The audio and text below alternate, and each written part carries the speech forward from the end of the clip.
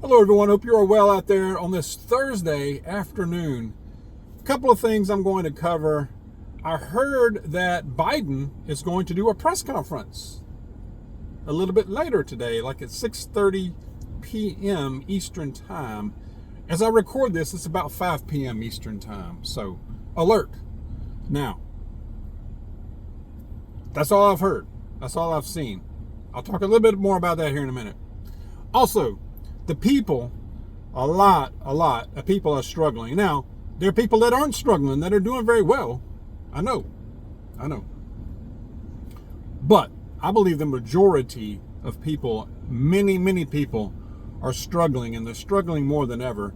I had a personal experience here earlier this afternoon. Of course, in my work, I see it a lot anyway, but this one hit a little different. I will tell you about it here in a moment. I also have two good passages I'm going to share with you from the Bible. All right. First, Biden is doing a press conference. They're saying, so they say, at 6:30 p.m. Of course, the first thing that comes to mind is he going to resign? Is he going to announce that he is dropping out of the race? I doubt that.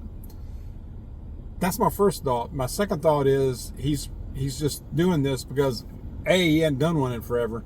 B, he's going to try to prove that he deserves to stay in the race and that he can still perform the job. Third thing I think about is, how long is it going to last? How long is it going to be? Is it going to be like 10 minutes where he's just going to try to field a couple of questions and then turn around and walk away from everybody while they're talking, kind of like he does, like he always does? That'll be interesting. Can he do it for maybe, I don't know, can he stand up there and take questions and answer questions for 20 minutes, 30 minutes? I don't know. Say what you will about the T-Man. Say what you will about Trump. Dude could do a press conference. And I know. The mean tweets. And I know the way it comes across. I get it. But dude would stand in there and take it. And he'd dish it back out. He'd stand up there for an hour or so answering questions. I never seen another president do that. I don't know, not that I can remember. I mean, Clinton could spin some stuff now. Clinton could spin some serious dog squeeze around. To where if you ain't really listening, you'd be like, that sounds good. But Trump, man, he could throw down on a press conference. I'll give him that. I do. But anyway, it'll be interesting to see what happens there a little bit later on. People are struggling. Now, we know the economy, man, y'all. I mean, for some, like I said, it's going to be fine. There's that segment, I know, of the population. I mean, even in the Great Depression, people got rich. There were people getting rich and smart with money or in a good position anyway, or,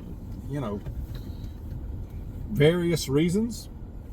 I think this economy right now and the banking and all that is a ticking time bomb. One day it's going to hit suddenly. That's my thought. I'm not a financial expert by any means. Okay, I don't give advice like that. I don't give financial advice. Okay, but we know that America, and at least in the United States, credit card debt is at an all-time high. People are carrying debt at all-time levels. Auto repossessions are through the roof. It's unfortunate. Now, that can be from bad decision making. I know.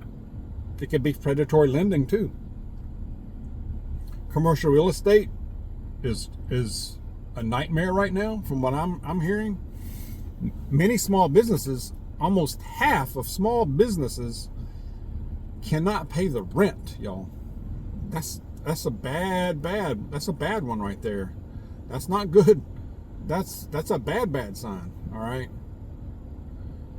We know unemployment is on the rise, and homelessness is worse than ever. I see more and more every day. I really do, y'all. I work in several counties and in North Georgia and in and around Athens and the surrounding area of that too. I see homeless there too, not just right in that town. And I see more and more. I see them more and more close to home. I do. I really do. And it's not helping if you add in, on top of all that, the continuous invasion from our south. That's not helping matters in the least. That's a whole nother thing, but it's adding to everything, all the problems. Can you help somebody? I know many of you are struggling. I hear from you. I know. I was working earlier today, and I was putting gasoline in the in my work car, not my personal car, but my work car. I was at a Quick Trip station in Athens, and I just pulled up to the pump. I saw a guy walking towards me from behind. I saw him coming, and I didn't get out of the car, and he asked me if he could get some help with some money, and he was trying to get somewhere, and I don't know, he just struck me different. He was an older guy, and he looked bad. He looked pretty rough. It's a hot day. It's a hot July day here, and he'd been walking. He says, I'm walking, and he says, I'm just going through a really tough time. I mean, it's really tough. I really am. I'm trying. And I got out. I had to gas up my car, and I said, you know what? I said, I'm about to walk in there anyway because I got to go to the bathroom. And after I gas this car up, and I'll get you some water, I'll get you something to drink and something to eat. How about that? And he said, absolutely. Because I don't give out cash. Typically, I rarely do that. Rarely. I don't do that typically. And he did. He waited up there by the door, and he kept his distance. He did not make any moves that were threatening or anything like that. It's like it's almost as if he was conscious of that, doing that, and that for that reason. He was keeping his distance the whole time.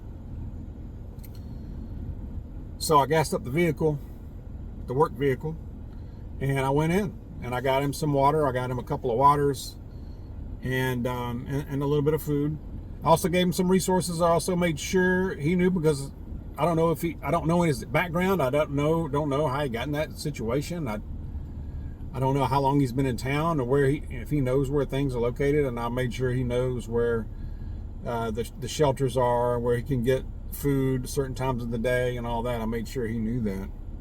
I don't know if he knew, but when he said that, he's an older dude. He's not a young guy.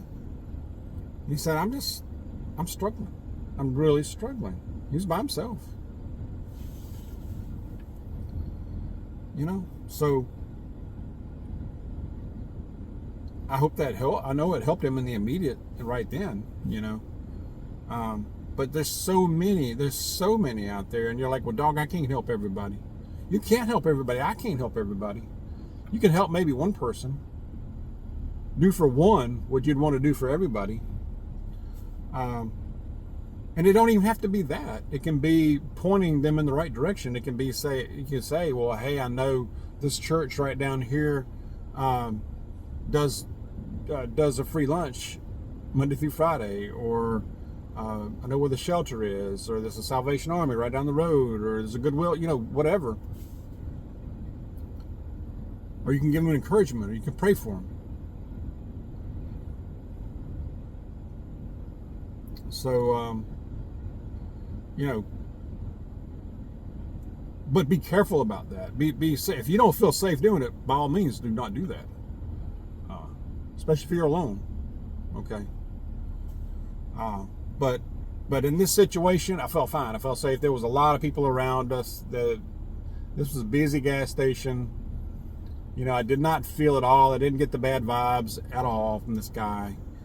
He kept his distance and was very appreciative. He was very, like, when he got the water and his food, and he was very grateful, you know, and he went on his way. He didn't bother me. He didn't bother nobody. I didn't see him bothering anybody else or anything like that. So let's just keep it in mind. You know, what can we do to maybe help somebody? You know, like I said, you don't have to spend money to do it. Maybe just a few minutes of your time. But I don't think there's anything wrong with doing that. And I just felt like I wanted to do that this time. You know? Anyway, I don't know. I just wanted to share that. I'm going to go to a passage. I'm going to do 2 passages. But yeah, so many folks are struggling, and I don't know what's going to happen, y'all. I don't know. I think that the problem is growing. I don't know the answer, all the answers, but we can pray. Do what we can, right? As individuals, that's what we can do. You know, it starts with us. You know, what can you do individually? I'm in Psalm chapter 16. Psalm chapter, excuse me, let me get it right. Psalm chapter 16, verse 10. 16, verse 10 says, no, 11. I'm all messed up. Psalm chapter 16, verse 11 says, Thou wilt make known to me the path of life. Thy presence is fullness of joy. In thy right hand there are pleasures forever. Amen. Pray for guidance. Pray for light the path. Pray for direction. You will get it. I promise you will get it. And listen and be patient. That's hard, I know, sometimes. All right. Next one, I'm going to the New Testament into, I believe it's 1 Timothy. 2 Timothy. Let's see. 2 Timothy will be chapter 1, verse 7. 2 Timothy chapter 1, verse 7 says, For God has not given us a spirit of timidity, but power and love and discipline.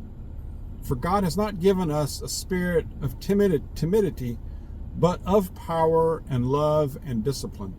Power, love, and discipline. Not being afraid, not being timid. He has given us that spirit. Amen. He has. And, you know, with all that's going on, I think we need to keep that in mind. He's not giving us a spirit of fear, y'all. Continuously tells us, do not be afraid. So let's keep that in mind. Let's be careful. Let's be safe out there, you know. And stay close to Jesus. God bless you. I will see you soon.